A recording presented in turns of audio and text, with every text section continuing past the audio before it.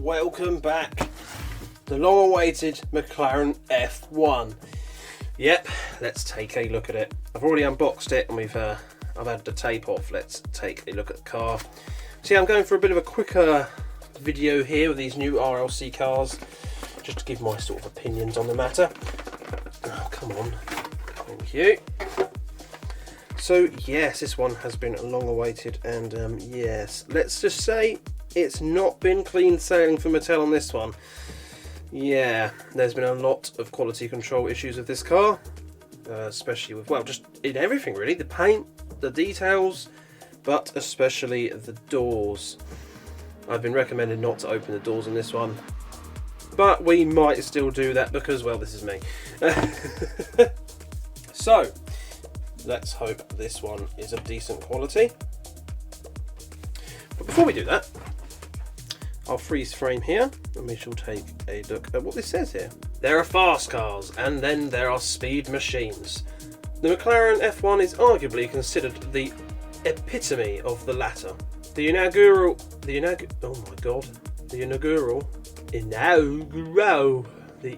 I've never seen that word before, I assume it's pronounced inaugural.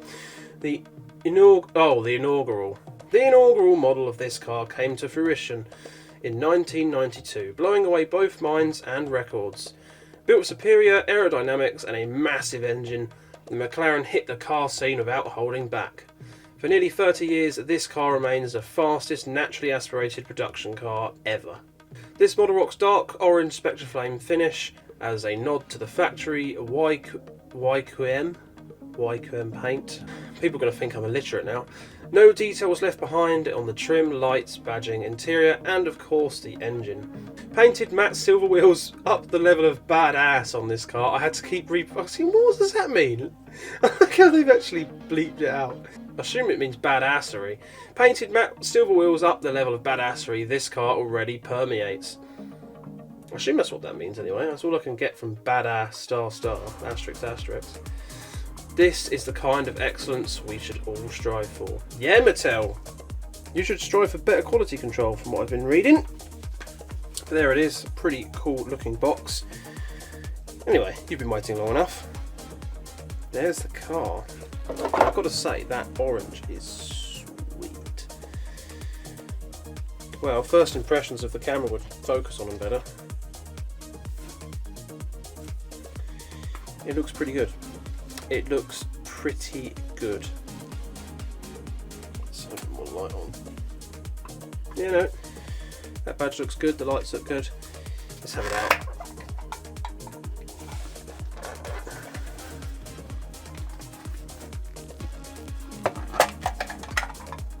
Oh dear, the doors have already opened themselves. Ooh, I was going to open the door on the other side that I might not see. Ooh. So I think people have had a lot of issues with the doors breaking or not sitting right. Ooh. Oh my god. They're a bit loose feeling, aren't they? Or they don't stay up. Okay, let's do it. That one's a lot stiffer. That door actually being stiffer feels better than this door. Look guys, mine stays up. Fuck.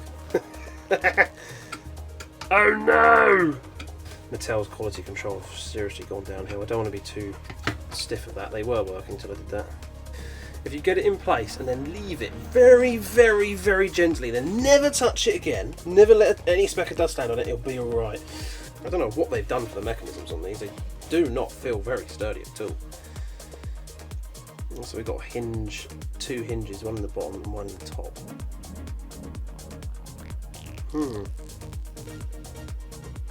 Still, that's pretty cool. It looks so cool with the door standing up. I might have lucked out here, guys. I might have got one that they actually do stand up on. I'm assuming this door that is stiffer is actually how they're meant to work. And they do seem to close reasonably well. You can see there's a little bit of a ledge there, but that was there when literally before I even opened the car anyway. You got to kind of help them in a little bit, but yeah, I can see why people have complained. I think people have had issues with the paint around the glass as well. But this seems to be a pretty good example. So I think I got quite lucky there, guys. Which is good, because unlike you American lot, I can't get resends. It turns out, yes, because I demanded one from one of my NFT cars. Due to come out soon. Yeah, they just don't do them internationally, apparently. Or they're just fobbing me off. Who knows? Anyway, shall we take this off the base? I think we shall.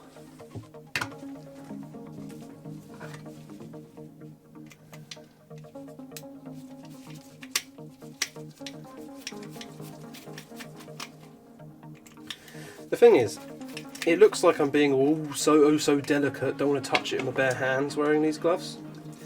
But these gloves just make everything more difficult. Like, really do. And my hands are getting sweaty underneath.